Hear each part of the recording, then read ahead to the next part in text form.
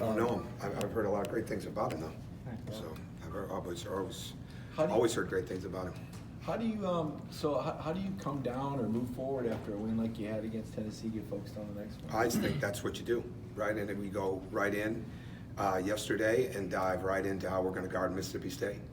And this time of year, it's a daily process on where your team is at. You know what you want to do with them physically. You know, mentally, you got to make sure you're keeping an eye on that as well. But yesterday, especially with our situation now, because you're getting ready for each game, but we also we don't have an off day till Wednesday, right? Because we play Kentucky on Tuesday. So you have to manage that as a coach. But the bottom line is we go right in and we're locked in on how we're going to guard Mississippi State, and then we worked on us.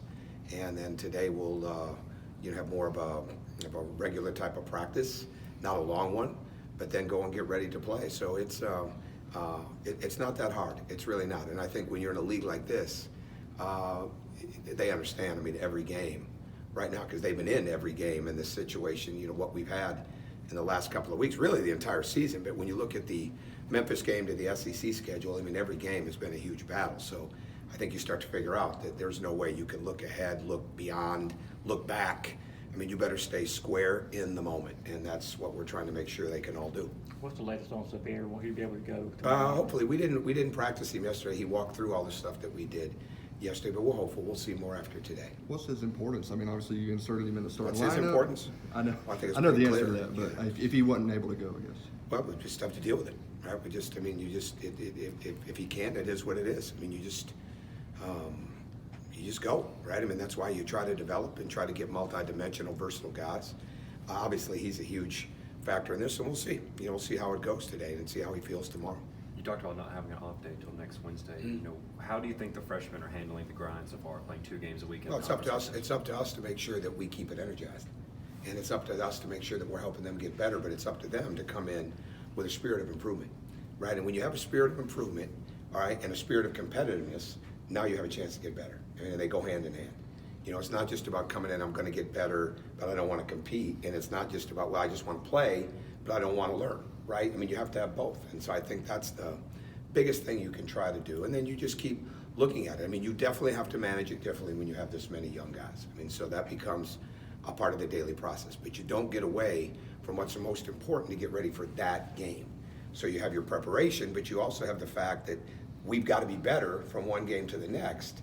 So the more that we're improving, the more that they're improving their skills, the more that they're improving the synergy of being on the, being with different guys, or the groups are together, repping out so we get our execution right. Those type of things are important. You were on Jaquan too? What about? Oh, he missed. Yeah, he's clear. He practiced yesterday. Yeah, go ahead.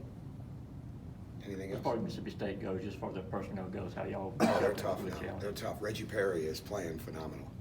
And Nick Witherspoon just changes everything in there again because of the quickness and speed. He's so good off the dribble. And I didn't coach against him last year.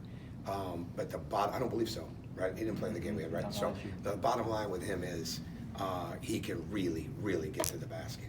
And they're good. I mean, they're leading the league in offensive rebounding. They're getting 14 offensive rebounds a game. And Perry and Adu are getting 8, right? So that's a big task. I mean, every game we come in here talking about how important the rebounding is. Now we're playing the league leader, right? So that part of it is tough. But they're shooting the ball, right? We're not going to get misled by the numbers of the last few games, percentage-wise. They can really shoot the ball. Their wings can shoot it and get to the rim, right? Those things create an issue. So they're playing well at home. They get on some real runs, like other teams in this league do. And so we've got to be able to withstand that. But Reggie Perry, what he's at is he could shoot. And now I think in the last 5 games, he's their second leading 3-point shoot attempt guy, or 3-point shot attempt guy. So he's definitely on the perimeter more and more. And we've got to be really, really sharp on where those guys are at on the court. Have you ever coached at the Hump? No, I've never been to Starkville. I've never been to Starkville. I'd never been to Oxford before last year, and I've never been to Starkville before tonight.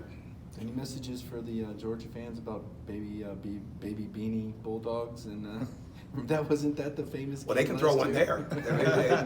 I'd be cool if somebody threw one there, as long as they weren't, You know, as long as it's not a Georgia, a souvenir of Uga or something like that, so. Reflecting on that last year, was that one of the most bizarre things you'd seen in your Yeah, years? that was tough. That was really tough because the way I saw the film is the foul was on them at the end, and it wasn't on Jordan, and that was tough.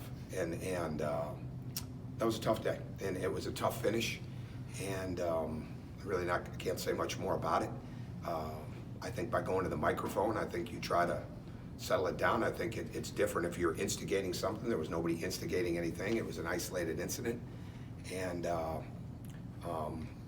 was no question I was disappointed in how it was managed. Any other questions, Coach? Thank you, Coach. But that